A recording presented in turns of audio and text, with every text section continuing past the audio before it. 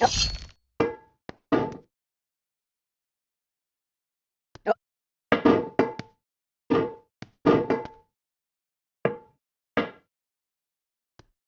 no feeling more intense than starting over.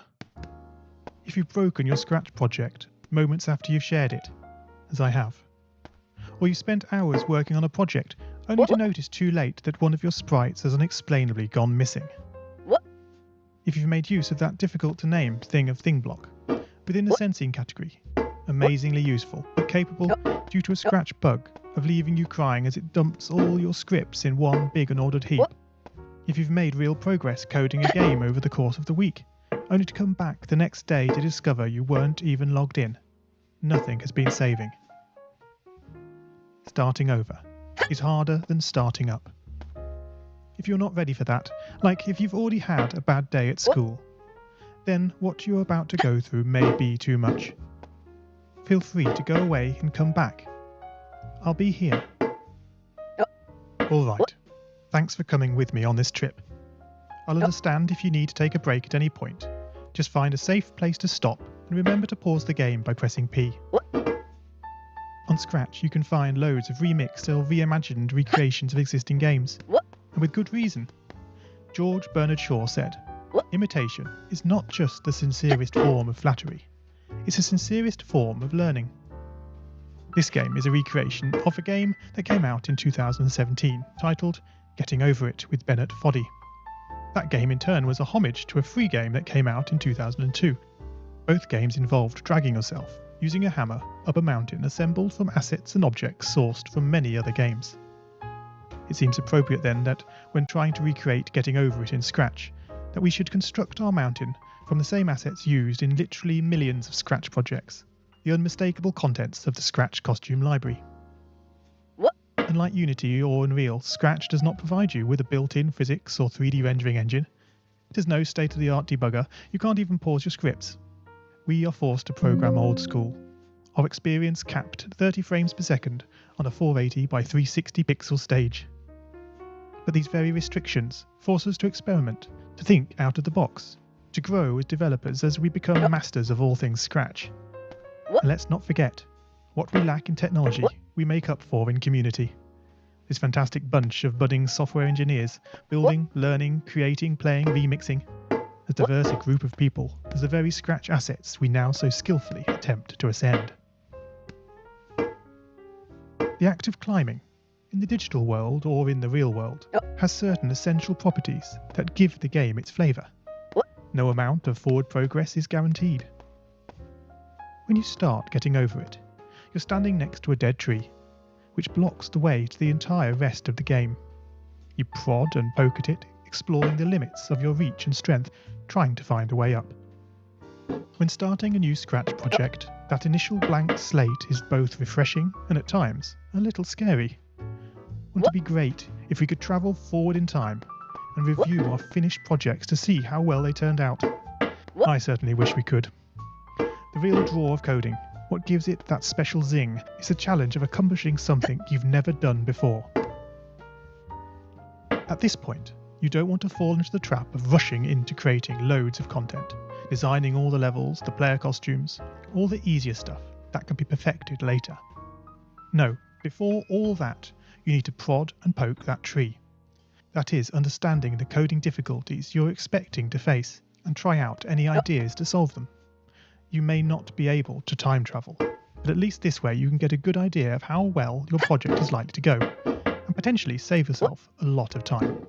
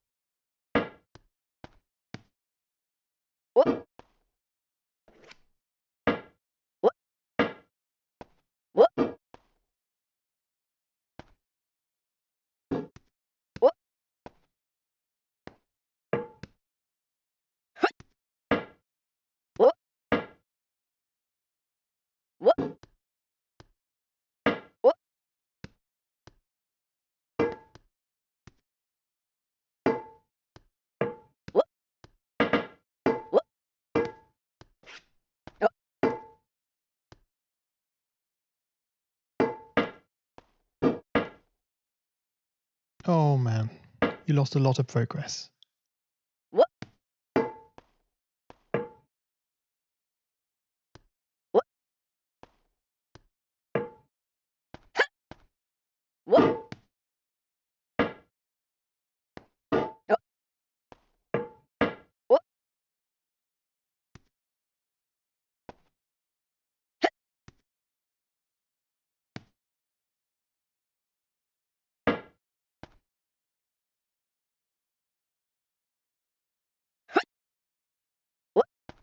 This project began life a couple of months ago as 3 simple scripts: the player, hammer, and level.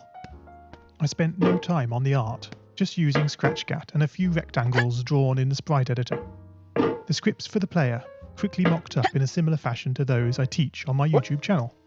With the hammer I had to improvise because I'd never done anything quite like that before, and boy did I prod and poke at those scripts. What I had imagined and the results I was achieving were hard to reconcile. The hammer and the player sprites would get stuck in the walls and ground, shake and jiggle and clip up to the top of the screen. Worst of all, when I tried the bread and butter action of lifting the player up upon the hammer, any tiny movement would throw the player into a crazy up and down motion as if bouncing upon a possessed pogo stick. Things don't always turn out as you want them to, and sometimes it's good to take a break. So, for the time being, I shelved the project, letting it slowly slip down the list of unshared projects, joining the countless multitude of unfinished, unseen projects that haunt the vast storage archives of MIT.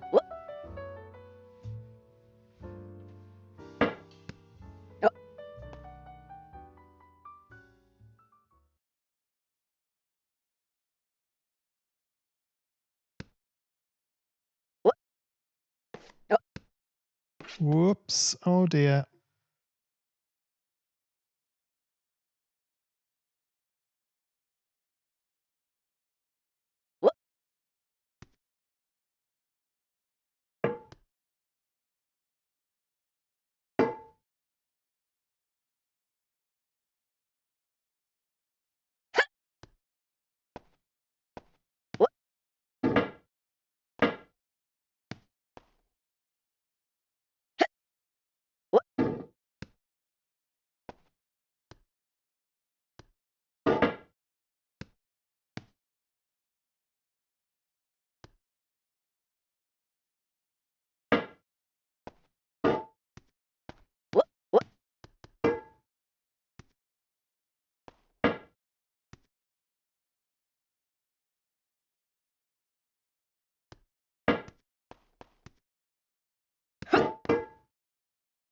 Oh no, not again. Pick yourself up, brush yourself off. Back up you go.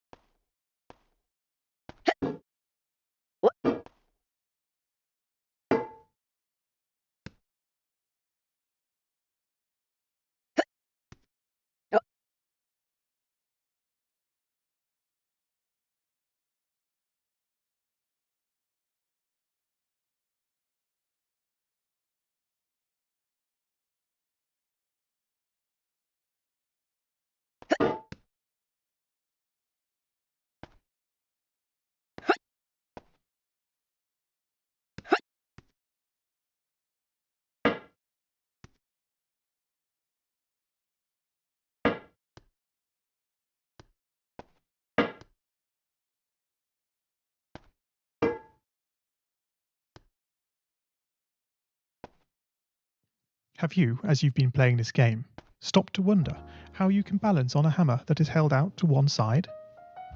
It feels quite natural in game, but try it in the real world, and you'll not get your feet off the ground. No, this game is bending the rules of physics. Although I was not actively working on the project, the desire to code the game and solve the initial problems constantly played on my mind. Finally, I decided to give it another go.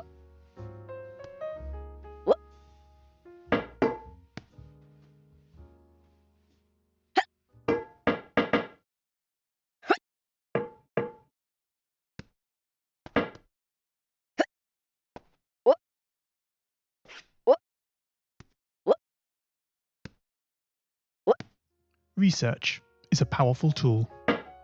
Don't just rely on what you think you know. YouTube can be a great resource for gameplay videos. Being able to pause and rewind the action is invaluable. Did you know that you can step through videos frame by frame using the angle bracket keys? My research helped confirm many thoughts I'd been having, and also uncovered some nuances around mouse movement that had really got me stumped. All this was food for my brain, and I was super fired up to bring it all to scratch.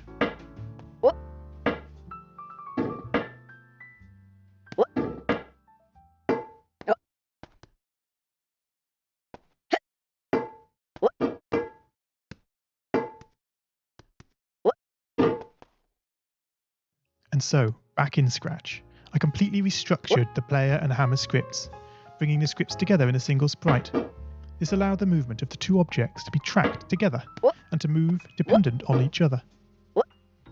Of course, in coding, as in real life, you often have to compromise. It isn't reasonable to implement a full physics engine in Scratch, but often it's enough to create a good estimate of what the player is expecting.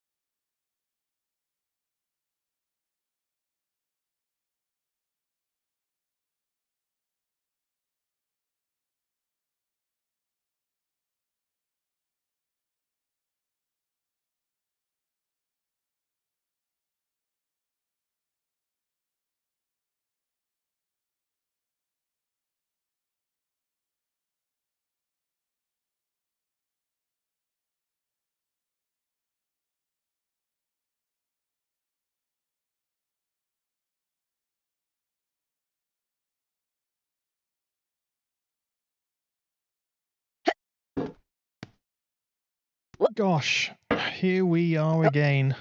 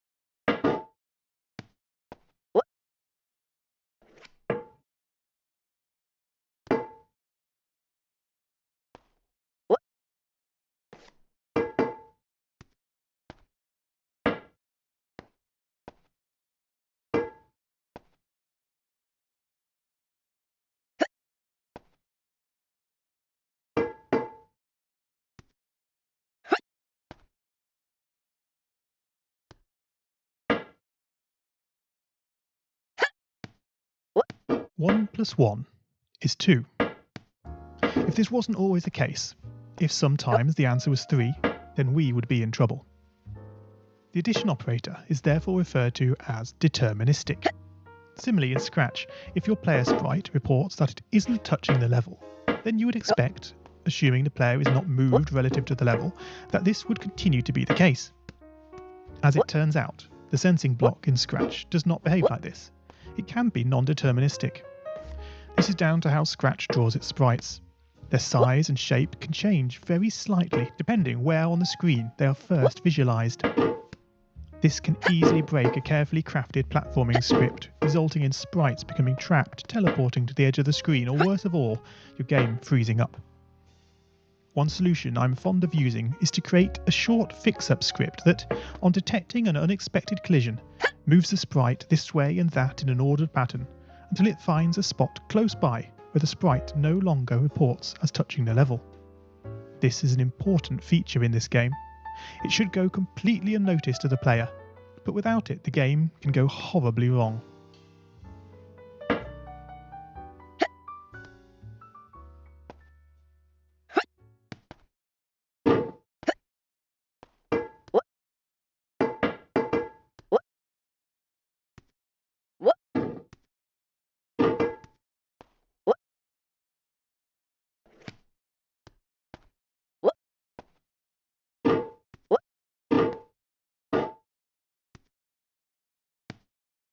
And now the final climb. I'm sorry to say goodbye, but thanks for playing my game, for giving me the time. Up the tree you go, your struggles end in sight. Up past the star you go, as you drift into the night.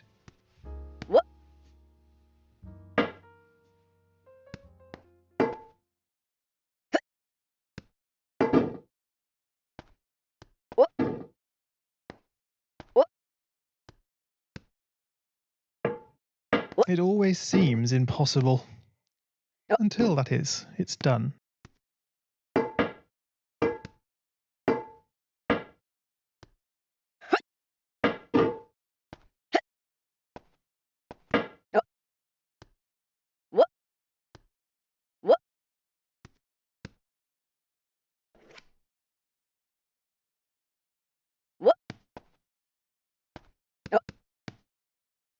A failure is not always a mistake. It may simply be the best one can do under the circumstances. The real mistake would be to stop trying. Fall 7 times and stand up 8.